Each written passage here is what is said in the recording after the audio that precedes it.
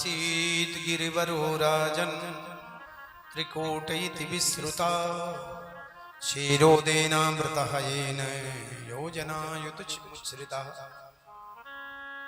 राजन, समुद्र के मध्य में एक त्रिकूट नाम का पर्वतांचल है। उसी त्रिकूट पर लंका बसी। गिर त्रिकूट तापर बस लंका, जहां रहे रावण सहज असंका। उसी त्रिकूट पर्वत पर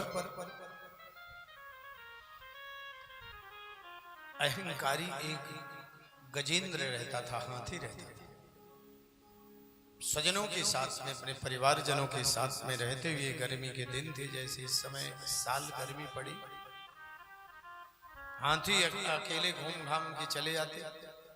परिवारजनों ने कहा अकेले चले जाते हो, हमको भी ले चलो।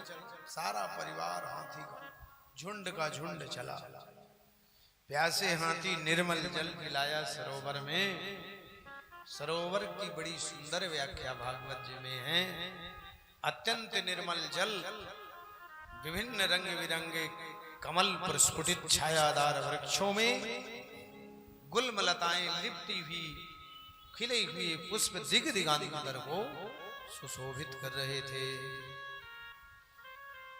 अहंकार वश हाथी उस जल में प्रवेश करता है, जल पीता है, सबको पिलाता है। और उसमें एक ग्राह रहता है। उस सरोवर में एक तालाब में ग्राह था, मगरमच्छ पकड़ ले। हाथी को अहंकार बस, देखो हमारे अंदर का जो हाथी है वो क्या है? अहंकार।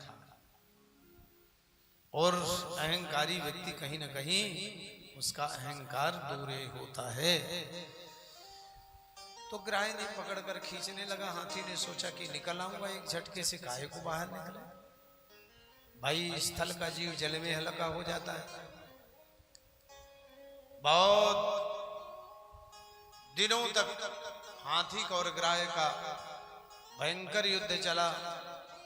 रक्त शोषण करते हुए हाथी को कमजोर कर दिया। अब वो हाथी ने सहायता मांगी। काहे को कोई सहायता करे, और करे भी एक दूसरे को पकड़ के, तो सारे के सारा का सारा सब झुंड जल में चला गया। एक दूसरे को पकड़कर खींचने लगे। काहे को खींच पाए? सुखदेव भगवान कहते हैं सब छोड़ करके जा करके घाट में मेड़ में खड़े हो गए, तालाब। अब हाथी एक सुंडी में बचा हुआ कमल पुष्प से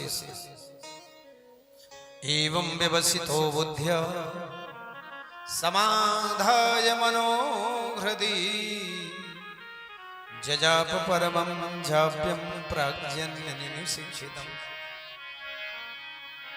जब कोई भी सहारा नहीं हुआ, सब चले गए।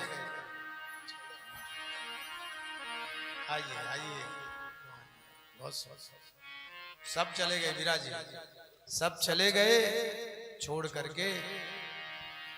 तो हाथी ने भगवान को पुकारा,